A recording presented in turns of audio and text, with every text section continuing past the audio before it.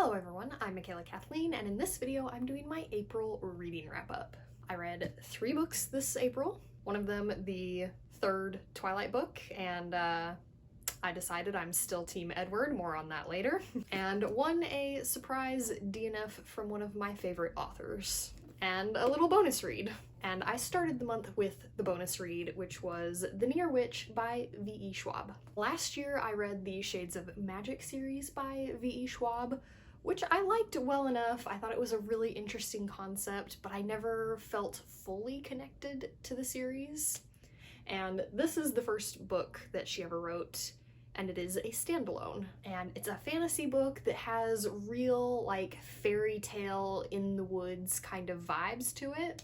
It honestly kind of had Over the Garden Wall type vibes to me. It's got kind of the Goose Girl by Shannon Hale vibes, some like Pied Piper vibes. All of the fairy tale vibes were there. But that being said, even though it's a pretty small book, it was a pretty slow read. And I just didn't really care about the characters. And the whole way through was just kind of blah for me. So I personally didn't really care for this one. I think I gave it like 2.5 stars. And actually at the end of the book there was like a short story that gave like the background for one of the main characters in the book, and I totally would have rather the short story be the book and the book be the short story, because I thought the short story was way more engaging.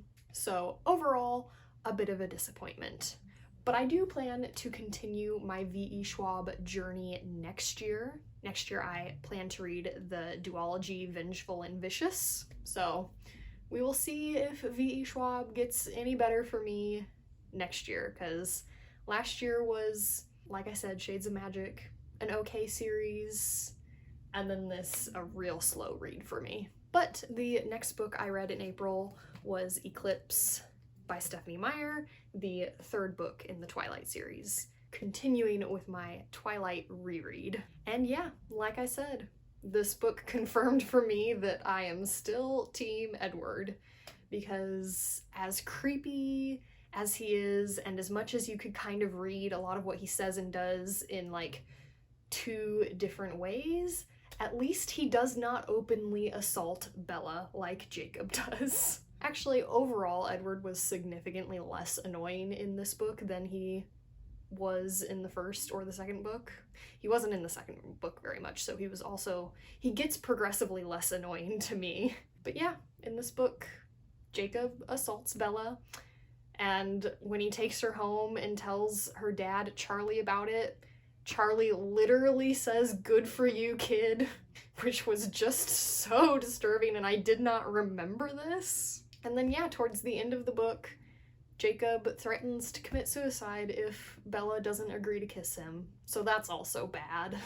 Overall, this third book was way more problematic than the first 2. Edward and Jacob both treating Bella like a child is super creepy. The whole imprinting with babies thing is pretty questionable, and it really kind of has that time traveler's wife conundrum of like, if this time traveler has been traveling back to see the woman he one day marries when she's a 5-year-old and going forward for the rest of her life, it's kind of grooming and it's kind of creepy. There's also this uncomfortable conversation, once you have hindsight of knowing what happens in the next book, between Jacob and Bella, where Bella's like, "You'll find someone one day and I'll probably be super jealous of her and think that she's not good enough for you." And it's just like, Bella, it's your daughter, it's your baby daughter, that's who he's gonna fall for. So yeah, overall, this third book, so much creepier than the first 2 even were. But again, like with the first 2, it's still just kind of fun to read. But again, this one is 630 pages and not a lot happens. So like really so much happens in the final book. The final book, I feel like a lot happens if memory serves, and that one, like, I can see why it's a bigger book because so much happens, but these first 3 just not much happens and they're so long. But again, they don't feel very long. Like every time I say this for all of these books, that they seem like they're longer than they need to be. But at the same time, even though it doesn't seem like much happens, I just don't know what I would cut out, or, you know, how I would make it shorter if I were to try to make it shorter. And they don't feel long, like they're quick reads. But yeah, so that was my reread of the third Twilight, realizing just how problematic it is now that I am older. Truly did not remember the part where Jacob literally threatens to commit suicide if Bella won't kiss him. And then my final book of the month was Leviathan by Scott Westerfeld, which, as I mentioned, this was a very unexpected and unfortunate DNF for me. Scott Westerfeld is one of my favorite authors. He wrote the Ugly series, which is one of my favorite series of all time.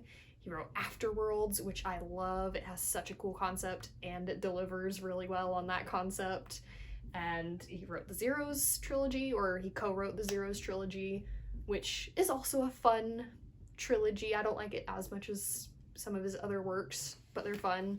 Back in the day, I read the Midnighters trilogy by him. I don't own them, and I didn't love them when I read them, but I at least thought they were fun. And you know, Leviathan, I was really excited for it. It has a very cool concept. It's like a steampunk book. It takes place during like a fictional World War I, and like the Ally powers believe in like Darwinism, and the concept is that Darwin like crossbred animals to function almost as like machines. Like the blimp that they fly around in is actually a whale, and then like the Axis powers rely on actual machinery, and that's what they're super into, like big giant war machines.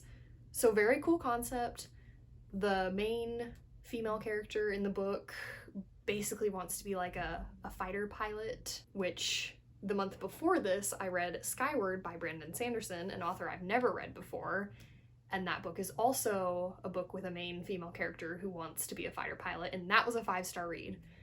And this is one of my favorite authors, so I went into this one with a lot of excitement, is the moral of this very long story. And then, like, I hadn't realized before I started reading it, but it has beautiful artwork throughout, so that had me even more excited.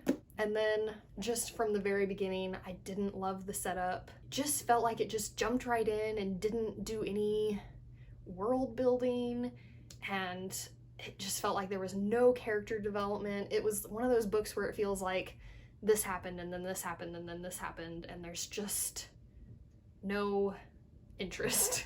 It was so boring. I didn't feel connected to any of the characters, and I gave it to the halfway point almost exactly, and I was like, no, this is just not working for me. So it was a real big disappointment because it had truly everything going for it. But in the end, I think it really did come down to the fact that it just really did not feel like there was any character development for any of the characters. So a very sad DNF. So those were all of the books that I read in April. Kind of a pretty disappointing reading month.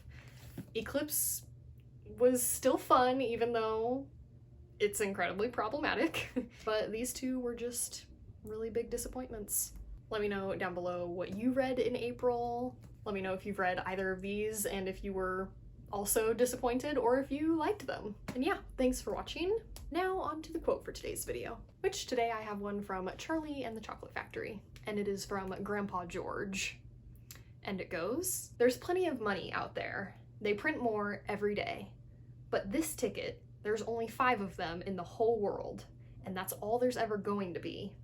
Only a dummy would give this up for something as common as money. Are you a dummy?" Thanks for watching. Remember, words matter.